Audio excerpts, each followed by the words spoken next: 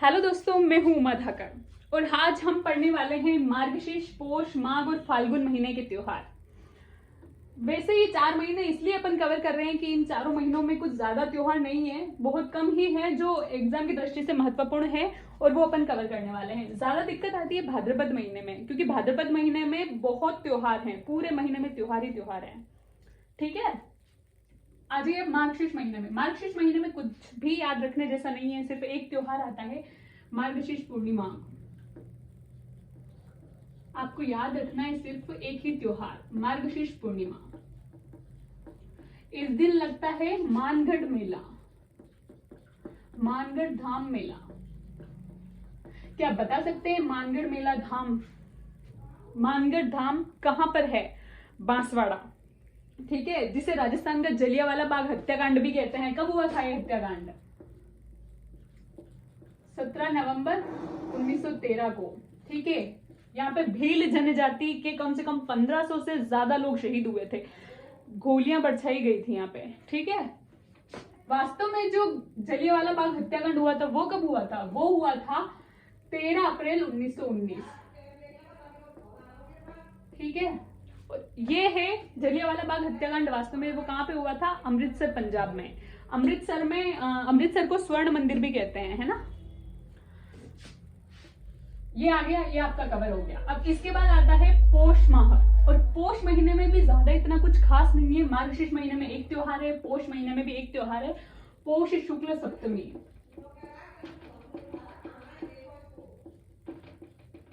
इस दिन आती है आपकी गुरु गोविंद सिंह जयंती।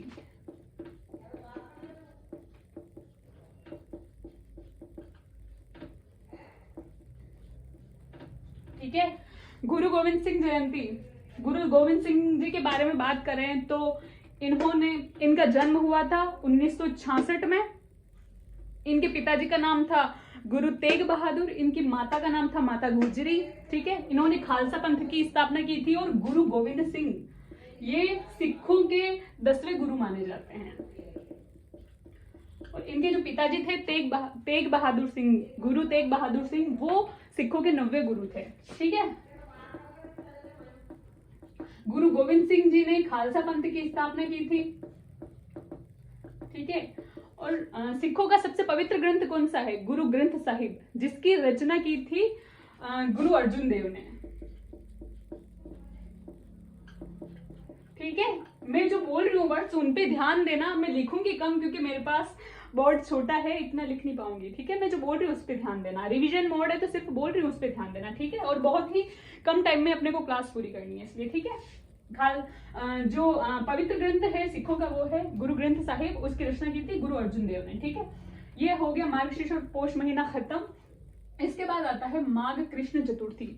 माघ महीना शुरू हो गया है और माघ में शुरू हो चुका है कृष्ण चतुर्थी। इस दिन आती है संकट चतुर्थी। और माघ महीने में आती है एक मौनी अमावस्या भी, इसी में आती है, शायद मैंने लिखा नहीं है, शुक्ल पंचमी, और इसी पे लिखती हूँ कृष्ण पंचमी, और मौनी अमावस्या भी आती है, मैं भूल गई। ठीक है, माघ कृष्ण चतुर्थी। ठीक है, इस दिन आती है संकट चतुर्थी, माघ। इसके बाद लिखती हूं मैं माघ अमावस्या को मौनी अमावस्या कहते हैं। और बहुत सारे लोग या फिर औरतें या पुरुष, महिलाएं पुरुष, इसमें व्रत भी रखते हैं, जो पूरे दिन मौन रहते हैं और फिर व्रत तोड़ते हैं मौन का। ठीक है, फिर बोलने लगते हैं, वरना पूरे दिन बोलते नहीं है वो। फिर इसके बाद आती है माघ शुक्ल एकम। अमावस्या तक खत्म हो गए, सिर्फ 2 त्योहार है मात्र। ठीक है, संकट चतुर्थी है ना, माघ कृष्ण चतुर्थी, इस दिन भी मेला लगता है। वो लगता है शिवाड़ सवाई माधोपुर में। ठीक है, कहाँ लगता है मेला? शिवाड़ सवाई माधोपुर। संकट चतुर्थी को मेला लगता है शिवाड़ सवाई माधोपुर में। इसके बाद माघ अमावस्या खत्म हो गई, मौनी अमावस्या। उसके बाद आता है माघ शुक्ल एकम। ठीक है, इस दिन होती है, इस दिन सिर्फ आपको ध्यान रखना है, कुछ नहीं होता, इतना याद रखने योग्य है भी नहीं है, लेकिन सिर्फ आपको ध्यान रखना है कि गुप्त नवरात्र प्रारंभ हो जाते हैं। ठीक है, इस दिन। उसके बाद आती है माघ शुक्ल पंचमी। ये खास करके आपको याद रखना है, क्यों? क्योंकि इस दिन आती है बसंत पंचमी, माता सरस्वती की पूजा होती है। और इस दिन गार्गी पुरस्कार, जो भी 12th या 10th के जितने लिमिट होती है, जैसे कि इतने परसेंटेज से ज्यादा जो बच्चे लायक होते हैं उनको गार्गी पुरस्कार दिया जाता है, ठीक है। इसी दिन गार्गी पुरस्कार वितरित किया जाता है, ठीक है, क्योंकि मैया सरस्वती की पूजा की जाती है और वो विद्या की प्रतीक है, ठीक है, इसलिए।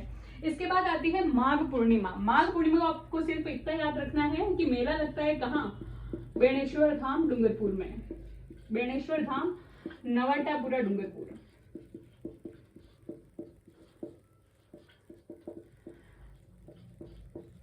बेणेश्वर धाम क्यों फेमस है? संत मावजी ने इनकी स्थापना करी थी। इनके बारे में थोड़ा बता देती हूँ मैं आपको कि बेणेश्वर धाम की स्थापना संत मावजी ने की थी। यहाँ पर शिवलिंग है, 5 खंडित मूर्तियां हैं शिवलिंग की, ठीक है, आपको इतना याद रखना है। और जो संत मावजी की पुत्री है जनक कुवरी, ठीक है, उन्होंने भी विष्णु मंदिर की स्थापना करी थी वहां पे, ठीक है, इनकी पुत्री है जनक कुवरी, इन्होंने, ठीक है। और माघ पूर्णिमा को इनका मेला लगता है, ठीक है। इसके बाद आते हैं फाल्गुन कृष्ण त्रयोदशी। इस दिन आती है आपकी महाशिवरात्रि।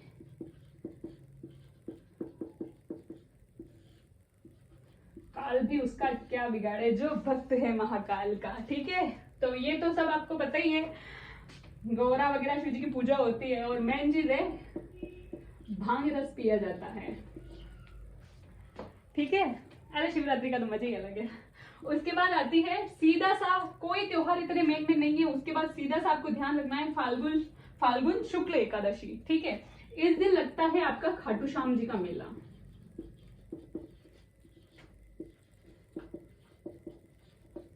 वैसे खाटू श्याम जी का मेला लगभग 10 दिनों तक लगता है। फाल्गुन शुक्ल द्वितीया से शुरू होता है और फाल्गुन शुक्ल द्वादशी तक लगता है। लेकिन जो मेन मेला होता है ना, वो इस एकादशी के दिन होता है, जिसको बोलते हैं ना 11 ने खाटू श्याम जी चाल रहा, झाकी लेन जा रहा।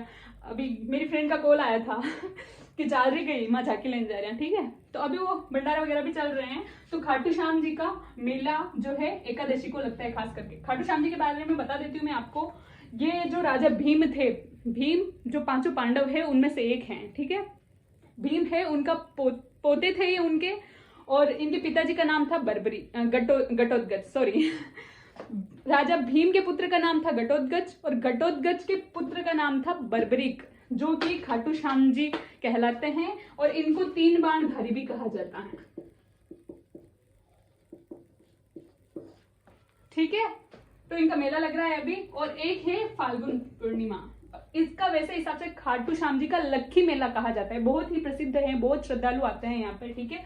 ऐसा भी माना जाता है कि यहाँ पे मनोकामनाएं भी पूर्ण होती है जो आस्तिक लोग हैं, ठीक है।